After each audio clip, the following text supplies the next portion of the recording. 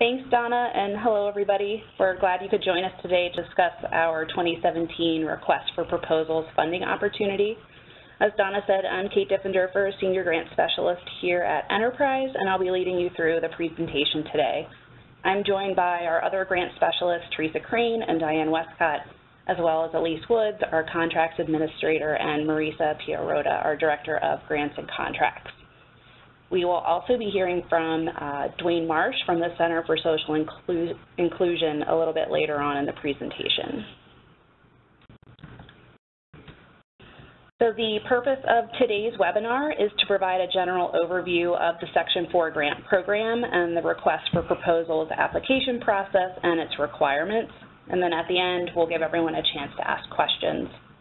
Before we officially get started, I should note that any content in today's presentation that appears discrepant from the language in the RFP is superseded by the language in the RFP.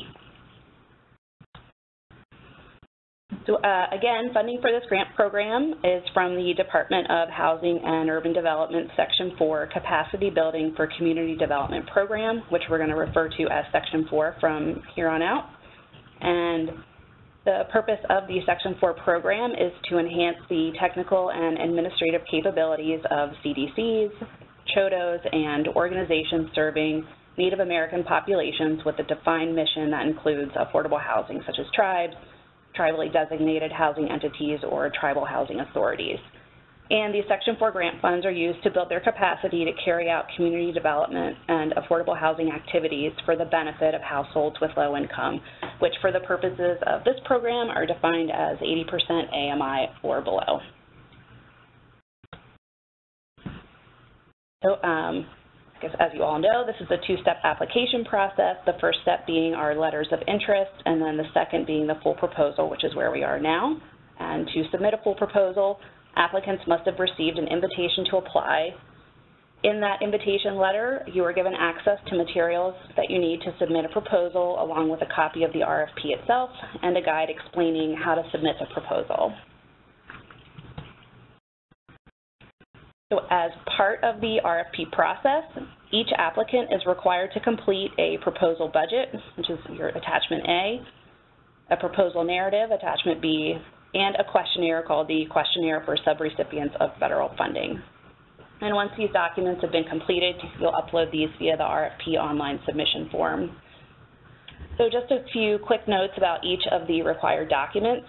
For the proposal budget, you'll be asked to enter the specific line items like salaries, consultants, and other direct costs that the grant funds will support. We aren't looking for a full project budget here, only the costs that will be supported by the grant.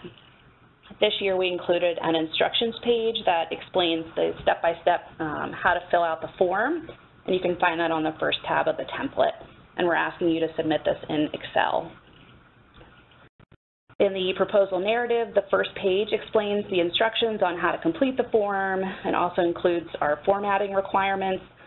Just some important things to remember here, the narrative can't exceed 5 pages. If it does exceed 5 pages, we'll only review the first 5. And you're allowed to remove the instructions text on page 1 as well as the chart on page 5 that relates to measurable outputs. The narrative should be submitted as a Word document. And then lastly, Enterprise, as a recipient of these federal funds, is required to review and evaluate the internal controls and policies and procedures of each applicant to ensure that they can effectively spend and document the use of these grant funds. And that's why we're asking each applicant to complete the questionnaire and submit the required documentation that goes along with it. If you didn't apply for funding in 2015 or 2016, you're going to fill out what we're calling our full questionnaire, and you're going to provide the documentation related to your organization's policies and procedures. On page 6 of that questionnaire, there's a helpful checklist that you should refer to as you assemble your paperwork. If you applied under the 2015 or 2016 RFP and you were invited to submit a full application, you're filling out what we're calling the previous applicant's questionnaire. And this is just a shortened version of the full questionnaire, and you're just required to provide a copy of your most recent audited financials. So you guys, as the applicants, don't need to figure out which questionnaire to fill out. Enterprise made that determination in advance for you and included the correct questionnaire for you to fill out in your invite letter. There are also some online tutorials on our website that go over the questionnaire review process. So depending on the type of questionnaire that you received in your invite letter, you may want to check those out for more information. And then once you've completed the narrative, budget, and questionnaire and assembled all your documents, you can begin to submit everything through the RFP online submission form. And this process is identical to the process you went through at the LOI stage. You'll answer questions about your organization, the proposal, and then you'll upload your documents. And in your invite letter, you also received an RFP submission guide that lays out the questions you'll be asked, and then it goes over step by step how to submit your proposal. So we mentioned the threshold criteria during the LOI phase, but I think it's important to mention again. So there are two threshold criteria that applicants must meet under this funding opportunity. The first is that the proposed grant activities must address the needs of families with low income, again, is 80% AMI or below. And applicants have to meet the eligibility criteria that's listed in Appendix A of the RFP. So scoring criteria. Applicants will be scored against 5 criteria with the potential to receive up to 100 possible points. Kind of due to the time, I'm just going to quickly go through each criteria, but you can find more information on page 17 of the RFP. So criteria 1 is worth 25 points, and your proposal will be scored based on how well it aligns with the RFP funding priorities, and specifically how it aligns with the program area you've been invited to apply under, how well it identifies the capacity building needs of your organization, and how the proposal characterizes organizational capacity building needs around race and equity, and how the grant may address those needs either through current or planned racial equity initiatives and proposed or ongoing changes to internal policies and processes. Criteria 2 is worth 20 points, and proposals will be scored based on the impact that your proposed activities will have on your organization, the needs of households with low income, again, 80% AMI, the community served, how it presents the potential to improve racial equity outcomes in your targeted community, and the effectiveness of your plan for evaluating that impact. Criteria 3 is worth 25 points, and your proposal will be scored based on the capacity of your organization and its prior housing or community development experience, how well you've performed on past enterprise grants or loans, and the financial capacity of your organization to manage these funds and complete the proposed work. So when we talk about your past performance, what we mean is, were you able to successfully manage your grant? Did you draw down your funds in a timely manner? Did you use all of your funds? Did you quickly address any deficiencies identified as part of the questionnaire review process, et cetera?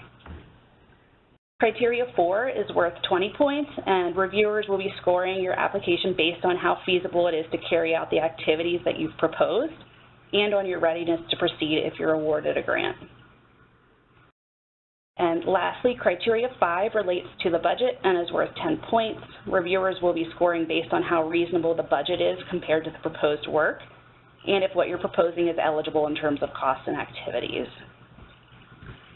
And with that, I'm going to be turning it over to Dwayne Marsh, who will be talking a bit more about racial equity and how we're incorporating it into our Section 4 grant making. Great, thank you, Kate. And can you guys hear me? Yes. Excellent. So my name is Dwayne Marsh. I work with Center for Social Inclusion and have been working with Enterprise as they look at the issue of racial equity and how it affects the Section 4 program. Just by context, Enterprise is really investigating as an organization how racial equity impacts the work that they do and how they support that work across the field. And so it's a really important opportunity through the Section 4 process to figure out how to model that effectively in their grant making and in the work that you guys already do in communities. So as they explore that with their partner agencies, they're looking at diversity, equity, and inclusion, but they also recognize their systems and structures that contribute to racially disproportionate impact. And they want to understand how the applicants in the Section 4 process are thinking about those issues, investigating their own processes, and trying to impact in the field. So all of you experience this in the LOI process when you respond to the queries around racial equity, and you gave some detail about how you're thinking about that. in the application round, we'd hope that you'd be able to expand upon that and talk about how your outcomes are looking to shift as a consequence of the efforts you're making. Really talking a bit more about the implementation that you have in mind and the activities and programs that you think that could reduce inequities for populations that are served. Important, though, to recognize this is a capacity building grant. These issues are large and challenging, and so we want people to be candid and clear about where your organization is. It's far more important to be clear how you assess the situation and how you plan to incorporate this into your work than being trying to impress or to think about what enterprise might want to see. They really want to evaluate how you're thinking about this and how you're grounding your efforts in organizational commitments to do this work. So, in essence, really keep your responses real, and I think that will serve you well. Next slide. So, just talking about what racial equity means, as you might recall, those of you who have participated in some of the other conversations, and I'll reference those in a moment, where you can access those. Racial equity really is about closing the gaps that race does not predict one's success while improving outcomes for all people. But recognizing that to do that, we have to target strategies and focus improvements for those who are most impacted and move beyond services and also look at changing policies, institutions, and structures. Not abandoning the work on services, which are critical, but making sure those align to the end game we want to see, which is closing disparities that occur by race. So in the context of evaluating your proposals, reviewers will base this on the degree of understanding that you demonstrate about where you fit in the ecosystem of community development housing and how racial equity issues come into your work, how your strategies feel aligned for addressing those to your own approaches and organization, and also the extent to which you think about internal systems, delivery of services or programming, or both. Again, to the point of what's going to help you move the needle most effectively to have better outcomes for the communities you work with. There are a number of resources you can look at. The full proposal had some information about this. There has been a full webinar for those from the last capacity building round that start to think about these issues and apply them. And we invite you to take a look at that webinar because it really dives into the framework for racial equity that Enterprise is investigating. The RFP itself has some more information, and I think that there might be some questions that come up today. Really, the last thing I would just say is that this is an issue that permeates the work that we do, and so as you're thinking about how to respond to your questions, there are a couple of places or prompts within the submission questions, the proposal narrative about equity, and you can respond there, but think about how you reflect the story of this in your full application, and again, to the degree that your organization has started to investigate and is pursuing those interests. With that, I think I might stop, Kate, and let us continue, and then we can see what questions might specifically come up during the Q&A. Okay, sounds good. Thank you.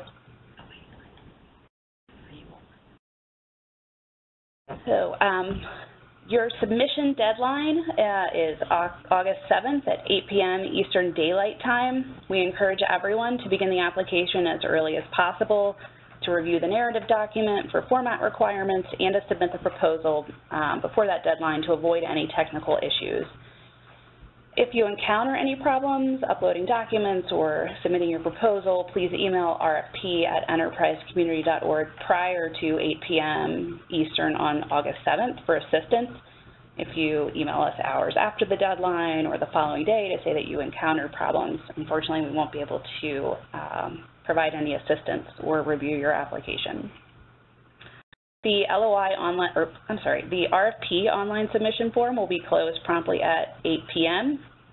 and late submissions, hard copies, or proposals received outside of the RFP online submission form will not be accepted.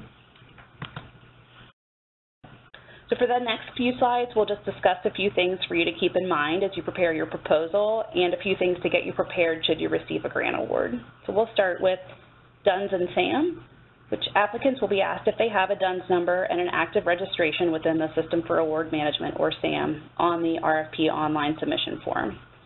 So registering in DUNS or SAM isn't a requirement at this phase of the RFP process, but if you receive a grant, you must be registered in each system and provide the supporting documentation to confirm.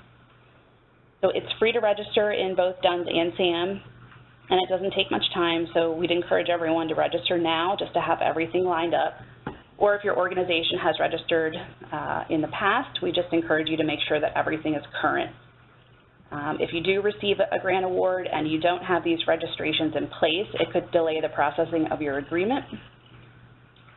And one thing to note about SAM is that it must remain current throughout your grant period of performance. And if you need more information on how to register, you can check out Appendix B of the RFP.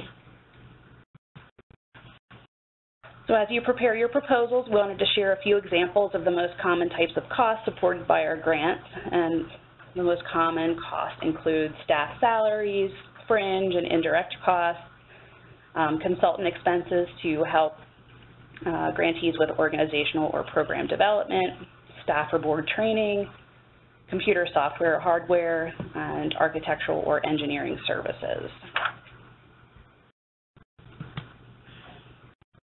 Examples of ineligible costs include expenses for startup costs or new lines of business, fundraising activities, giveaways, prizes, stipends, incentives, alcohol, and so on.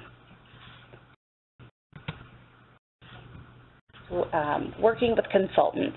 Our applicants and grantees often want to use grant funds to support consultant expenses, and that's allowable and fairly common. So under our grants, consultants have been hired to help grantees with developing or providing a training, documenting best practices, or performing organizational or financial assessments.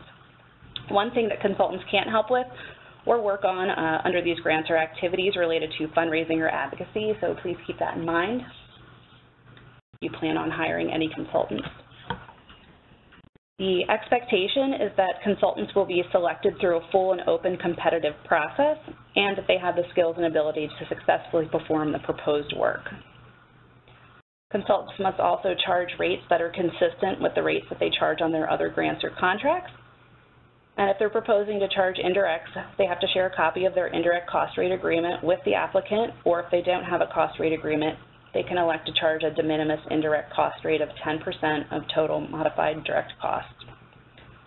You can find more information about working with consultants in Appendix B of the RFP.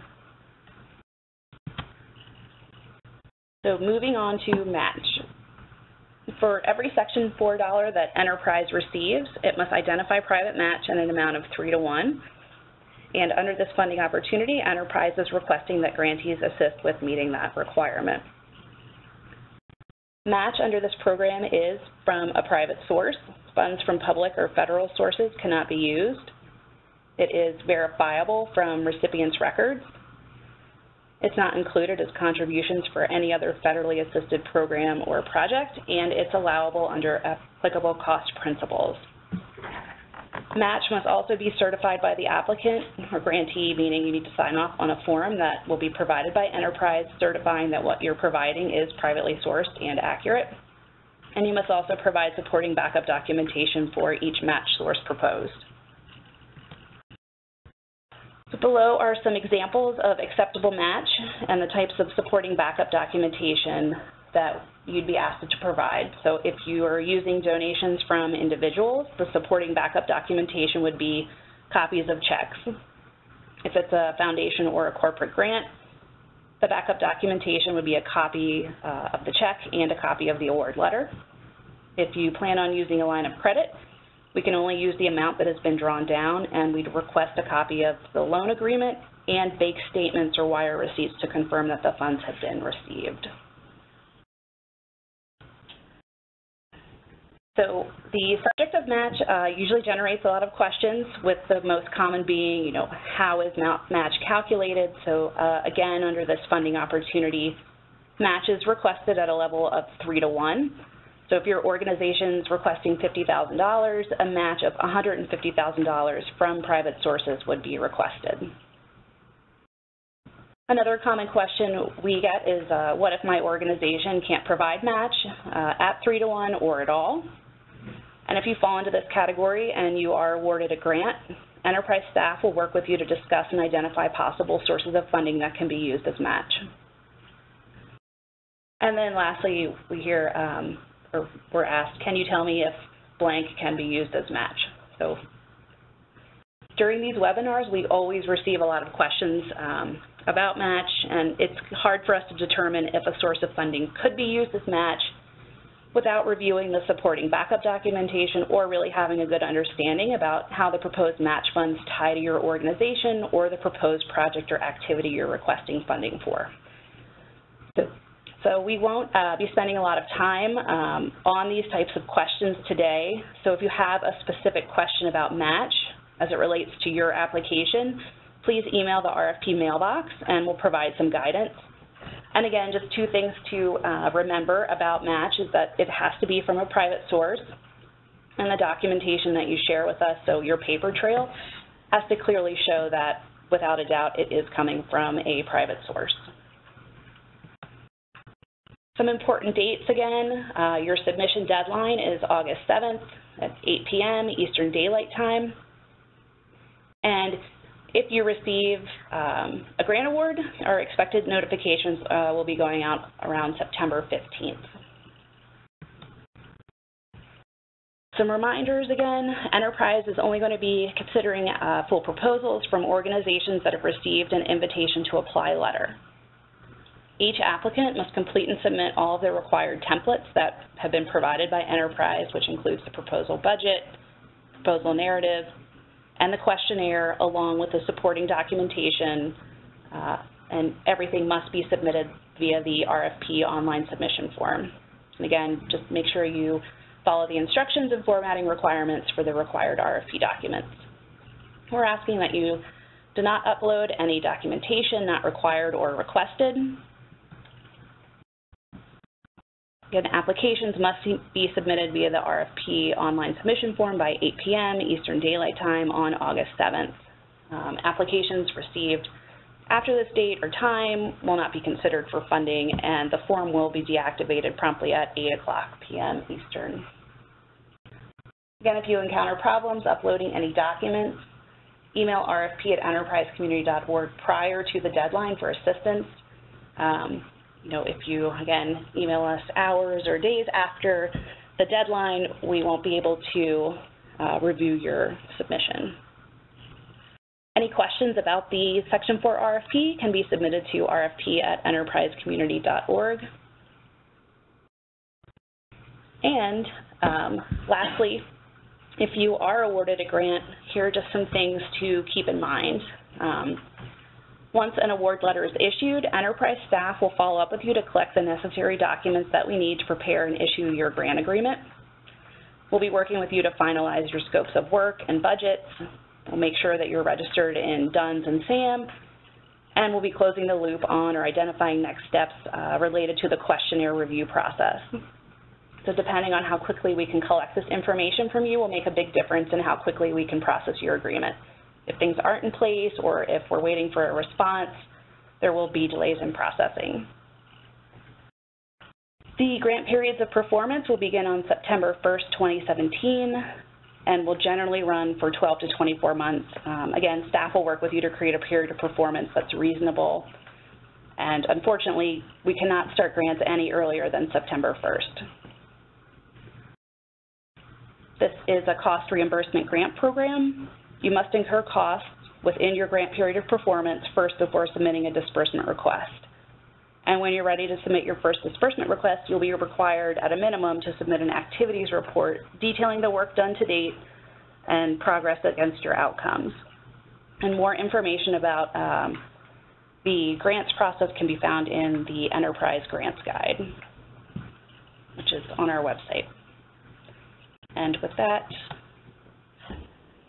we're ready for questions. Terrific. Thanks, Kate. And just a reminder that if you have questions and you haven't yet, type them into the Q&A box located on the lower right hand of your screen. Please do so now. I apologize, having an issue with my headset. There we go. Okay. All right, let's get started.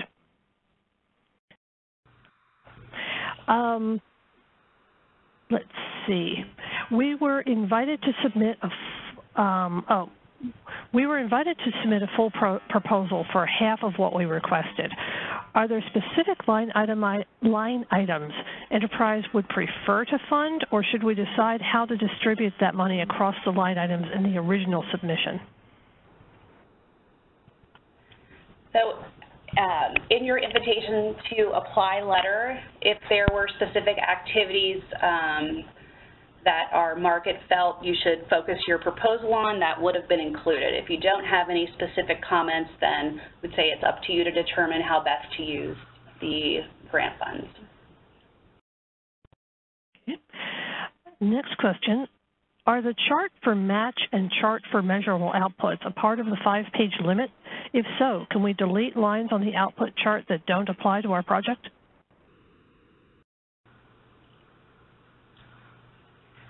So they both are included as part of the 5 pages. You can remove the measurable outputs definitions chart on page 5 to get more information, but we ask that you leave the full table when entering in your projected outputs. And the match table should also be left as is. And in a similar vein, in the narrative, can you also remove the clarifying points listed under each topic on the narrative form? Yes. So, for example, under organization name and address, we say please enter the organization's full legal name, do not list doing business names, etc. So yes, you can remove any of the text that's in blue. That's fine. Okay. The next question is, we received a Section 4 grant more than 10 years ago to provide some capacity for a housing development project. We haven't been able to find the documentation for the exact year, but it was likely 2005 or earlier. Can we just state that? I'm sorry, Donna, can you repeat the last part of the question? Sure. They haven't been able to find the documentation for the exact year, but it was likely 2005 or earlier. Can we just state that? Yes, that's fine. Okay. All righty. Moving on. When submitting a budget to cover staff salaries, can you review the stipulations for that, i.e. benefits, PTO, holiday pay? They want to be sure that they're clear on that. So there is a line item in the budget for your fringe benefits in which you can include the expenses for fringe. If you have a federally approved rate for fringe, you can use that rate. Otherwise, you would have to provide documentation for the actual expenses for those items. Okay, 1 second. On the proposed narrative, may we delete the questions and instructions under each section? So the headers should stay. So we want, again, using organization name and address, that should remain. But the language underneath in blue that, instructs you what to add, like please enter the organization's full legal name, that can be deleted. Moving down, the abstract header needs to remain. You can remove the instructions below, and so on. Okay. Is there a threshold score which is typical for a grant award? During this funding opportunity, no, there's not a threshold. Okay. On the match, does pending mean requested or approved and awaiting payment? We have several proposals pending, but we don't know if we'll receive each award or not. Should we list sources that we've requested funds from? Yes, you can list any pending applications that's acceptable to include in the match table. Okay. Do grants have to start September 1st, 2017, or can they start January 1st, 2018? So one of the scoring criteria is your readiness to proceed. So ideally, we would like grantees to begin their work as close as possible to September 1st. So I would plan your proposal around that information. If you're awarded a grant and for reasons beyond your control, it really can't start until later. That's a discussion that we'll have with the market staff and the Grants and Contracts Department to see if that's doable. Must funds being used as proof of match be dated after September 1st, 2017?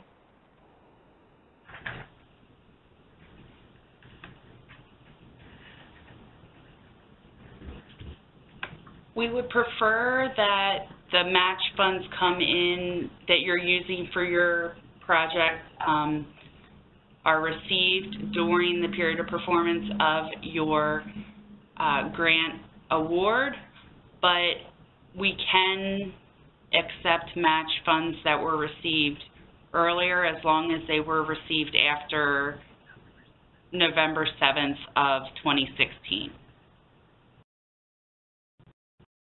Okay.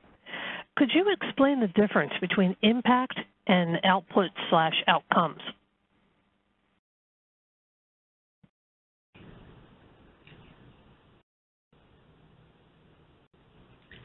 So I'm not sure if that is referring to the scoring or the information in the narrative. Yeah, if you're able to follow up and let us know whether you're talking about the scoring or the outputs or outcomes in the narrative in the table. Yeah, that would be helpful. Or you can also send us an email at rfp@enterprisecommunity.org and we'll follow up with you. Okay. If the timeline may be 12 to 24 months, can our budget and timeline in our application reflect a 24-month period? Yes, so I think that's fine. You can plan your proposal around your preferred proposed period of performance, but again, depending on if you receive an award, depending on that amount, you may need to adjust your scope of work and those proposed activities, and that will all be decided with your enterprise market representative. Okay. Next question, how should we address changes to information included in the LOI within the proposal?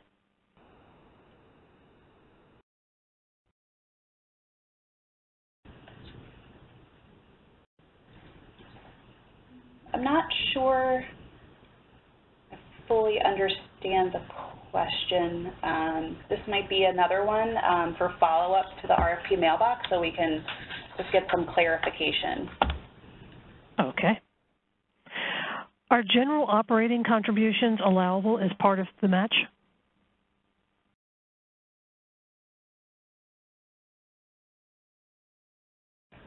As long as we can verify that that the source is private, then that's fine.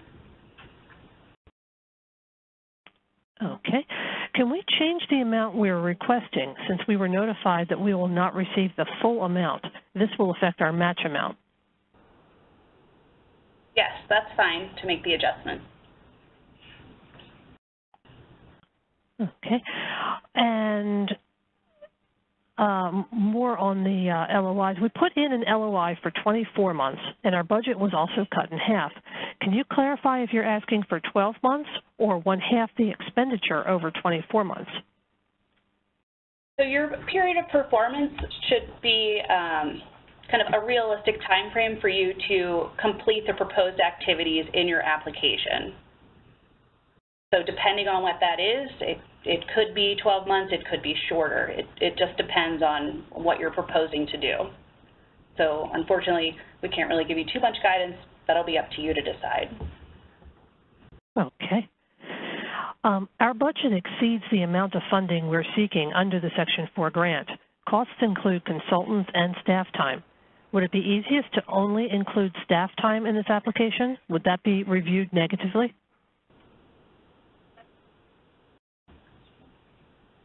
It wouldn't be reviewed negatively, but like we said before, we can't tell you how to spend the funds, so that would be a decision on your part as to how your organization could best utilize the funds.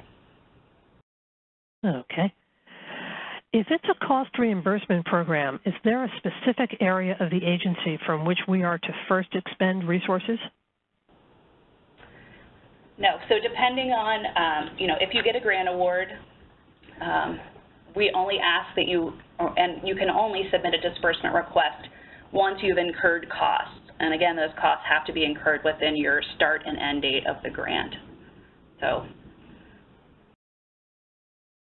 Okay.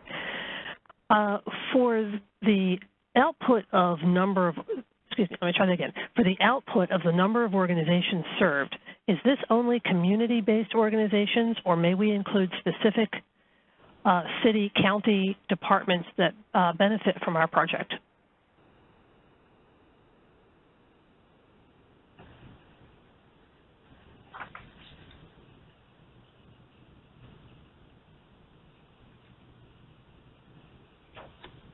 That was community, right?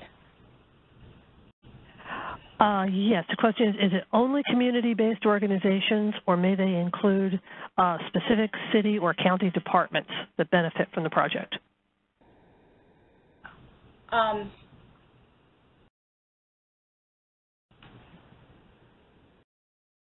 I would say that you can count the other organizations that aren't community-based, but if you would like, you could add a line specifying which ones are community-based and which ones are the other types.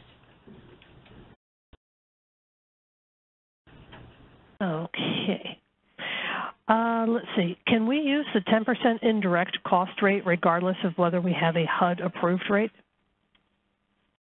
If you have a HUD-approved rate, you will have to use your HUD-approved rate.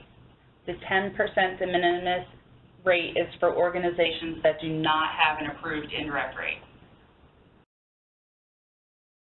Okay.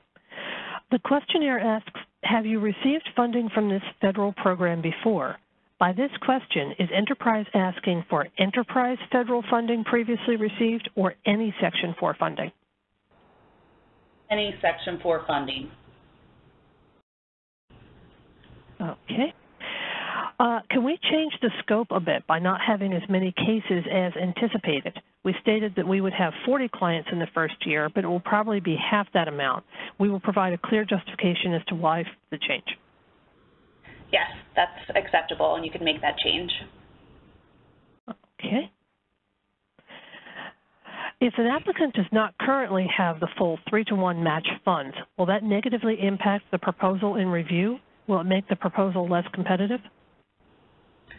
No, it will not make the proposal less competitive. And again, if you are awarded a grant, staff from Enterprise will work with you to kind of identify and review other funding sources that are coming into your organization that we could potentially use as match.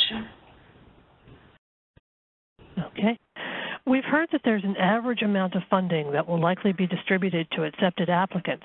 Does that mean funding amount requests must be within that average range? No, not necessarily. Okay. Can corporate employee salaries be considered as part of the corporate match contribution? So I think this is a question for the RFP mailbox. I think we'd need to get some more information to understand really how those funds are tied to your organization and or the proposed activities or project that you're requesting funding for. Yeah. Are consulting services offered to local small businesses to help them become more viable and allowable use of consultant funds?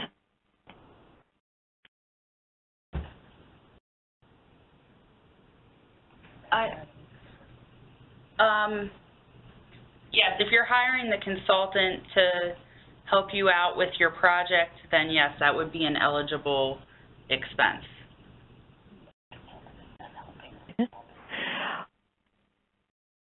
On the attachment B, is the heading Advancing Racial Equity a separate writing prompt for which a response is needed, or is it just a description of a theme that should be woven into the other responses? So it's just a description of what we'd like you to kind of address as you go through and answer the questions under narrative and activity descriptions. that section can also be removed since there isn't a response required under. Okay. A little bit more on impact and outcomes.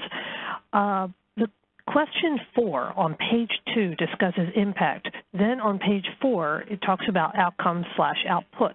What is the difference between impact versus outcomes/outputs?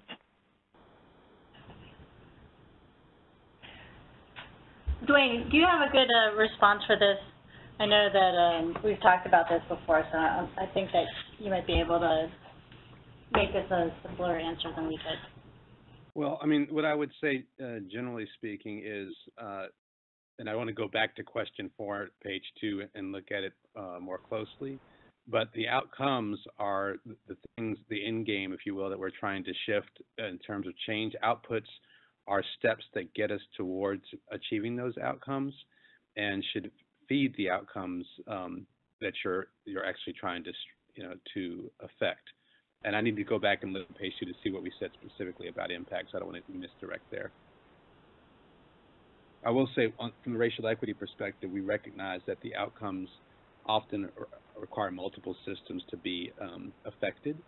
And so the work that you might do in the space of a grant might focus on the outputs that are going to position your organization or the community you're working with to have improved outcomes.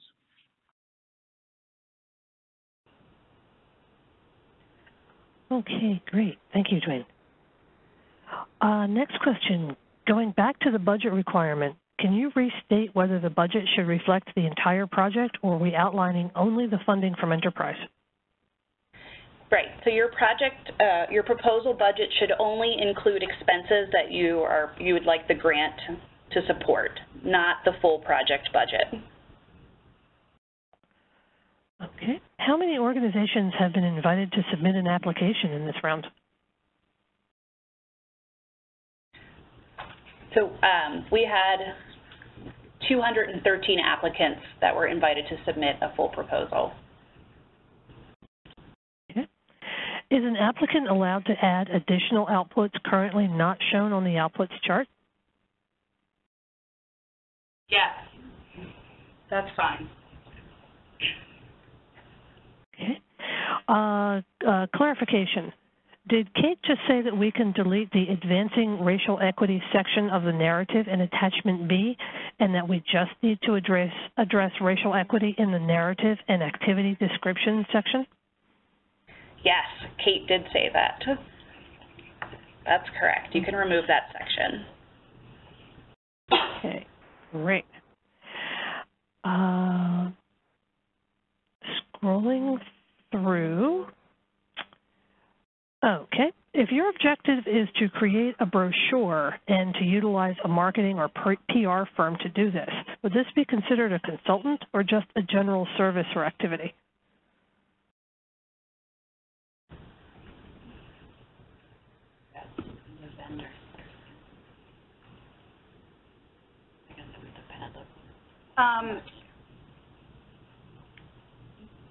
Most likely that would just be a general service activity that would be listed under your other direct costs section of your budget. Yeah, that's where I think most likely, unless it's you're actually hiring them for an extensive amount of work, then they would probably be considered a consultant. It may depend on your organization's procurement method and your processes and procedures for vendors and consultants. Okay. Regarding the competitiveness of 213 applicants, how many awards do you anticipate making?